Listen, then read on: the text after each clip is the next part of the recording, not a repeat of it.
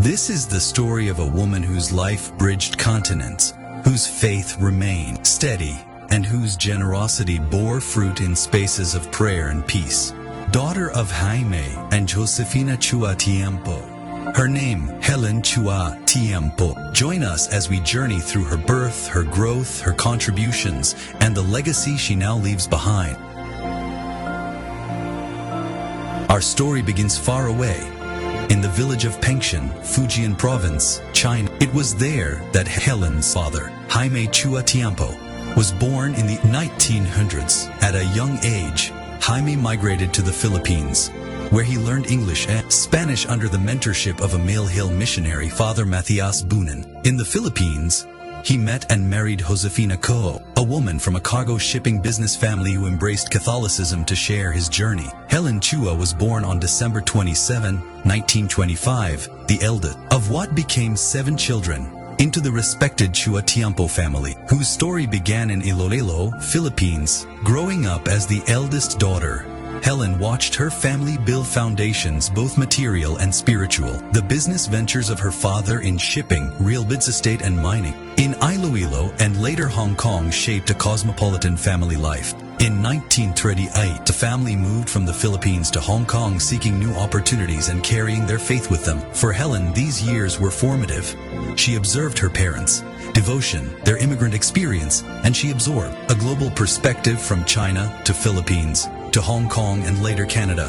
Her faith matured in these transitions. In Hong Kong, she encountered the spirituality of the Carmelites through Father Carmelo Orlando, which left a deep imprint on her life. Meanwhile, her parents Jaime and Josefina settled in Vancouver in 1970, establishing property and land holdings.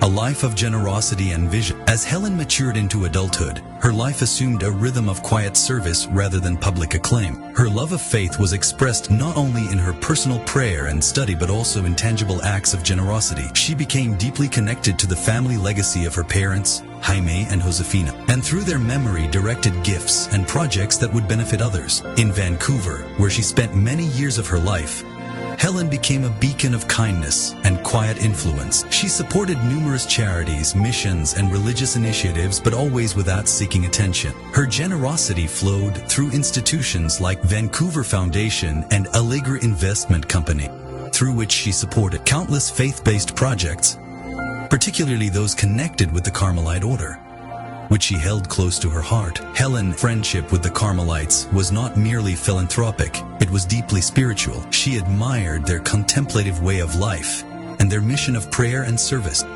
legacy and love and service in India.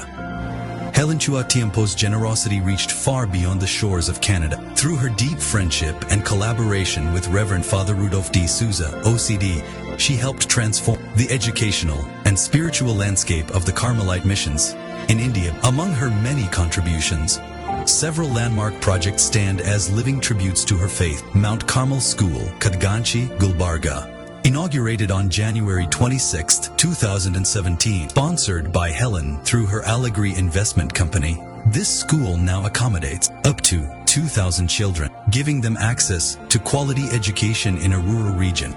Mount Carmel School, Belur, Karnataka, February 3, 2013. Also funded through Allegra Investments, this vibrant institution can welcome 2,500 students and continues to form young minds in values and excellence. Pushpashrama Philosophy College Extension, Mysore, complete with a library, classrooms, and student housing for 50 seminarians. This was made possible through Helen's Vancouver Foundation Fund. Dhyana Sadhana Spirituality Center Extension, Mysore, another of Helen's projects through Allegra Investments, designed to deepen the spiritual lives of many. Rishivana Carmelite Spirituality Center, New Block, opened in 2014, can host 40 retreatants. Funded through her Vancouver Foundation Fund, it continues to serve as an oasis of peace and prayer. Infant Mary Church, Bajodi, Mangalore, a majestic 3-level church complex, housing a community hall, priest residence, and church for 1,500 faithful. Helen, through Allegra Investments, generously sponsored 35% of the construction costs. Mount Carmel School, Huvinahadagali, Bellary, The new school block, again funded by Allegra Investments, now educates over 5,000 children. Asha Deepa Formation House, a seminary for the Discalced Carmelites, was built with Helen's Vancouver Foundation support and inaugurated on August 15, 2018, a fitting symbol of light, faith, and formation.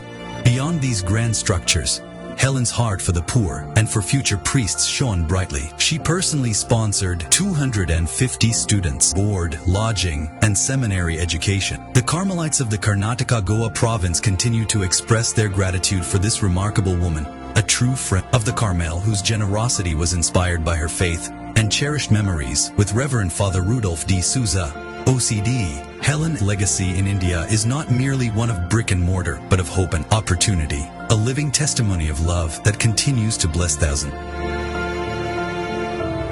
While Helen's generosity reached far across the world, her heart remained deeply rooted in Canada, her home, her community, her mission field of love. Together with Reverend Father Rudolph D. Souza, OCD, Helen became a pillar of support for the Discalced Carmelites of Canada, helping them build places of prayer and renewal that continue to bless countless lives today. Little Flower Monastery, Vancouver, British Columbia. It was Helen's vision and faith-filled generosity that helped bring to life the Little Flower Monastery in Fraser Valley, Vancouver, a house of prayer dedicated to Saint Thérèse of Lisieux. Working closely with Father Rudolph D. Souza, she contributed immensely toward the construction and furnishing of this serene Carmelite monastery. She believed that Canada needed a sanctuary of silence, a place where hearts could rediscover peace and closeness to God. The monastery today stands as a living witness to her faith, a spiritual home for retreats, prayer, and contemplation, welcoming people of all walks of life to encounter the gentle presence of God. Every stone, every flower, every chapel bench carries the silent imprint of her devotion.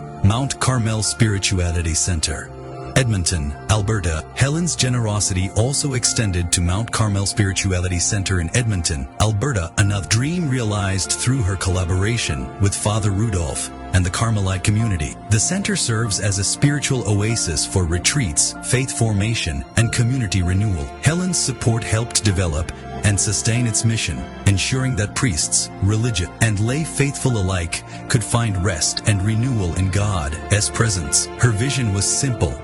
Let there be places where souls can breathe again, where prayer is the heartbeat of life. Through her contribution, the center continues to offer hope and peace to countless individuals and families, drawing them into deeper relationship with God. Her final years and peaceful passing. In her later years, Helen carried herself with grace, simplicity, and peace. Her home remained a place of prayer and hospitality, a sanctuary for reflection, friendship, and love. Even as her health began to decline, her faith never wavered. She often said, "Everything I have is from God and must return to God through others." Her presence was felt by clergy, religious, and lay faithful alike. She was thanked for her support of parish and monastic initiatives, including renovations at Guardian Angels Parish in Vancouver. On 17 October, Helen passed from this life peacefully, leaving behind not just memory, but a living legacy. In every life she touched, every institution she supported, and every prayer she whispered for those she loved. Her family gathered, the church observed reverence, friends offered prayers, and the community paused to remember. We give thanks for her faith-filled life, her family love, her unseen generosity. Her memory invites us to live with generosity, to love family and God, and to build for tomorrow. Helen Chua Tiampo's life is a gentle reminder that true greatness is found not in what we possess, but in what we share. Her story is not one of fortune, but of faith. Not of fame, but of friendship. Not of power, but of prayer. May her example inspire us to live with the same compassion, simplicity, and love that defined her every day. What remains when a life like Helen ends? Places of prayer. Thanks to her support, the Carmelite community in Canada has a home, the Little Flower Monastery, dedicated in perpetual memory of her parent. Family story carried forward from Fujian to Philippines to Hong Kong to Canada. The Chua Tiampo family story continues. A challenge to us to live generously, to root ourselves in faith, to let our lives quietly speak. Helen's life reminds us that what we do in the shadows of daily faith can shine for decades. Let us remember her in prayer now. Lord, We thank you for the gift of Helen Chua Tiampo, for her fidelity, her love, her generosity. Grant her rest in your peace, and may her legacy continue to inspire many others to love, forgive, and serve. May her soul rest in eternal peace, and may her memory continue to inspire generations to come.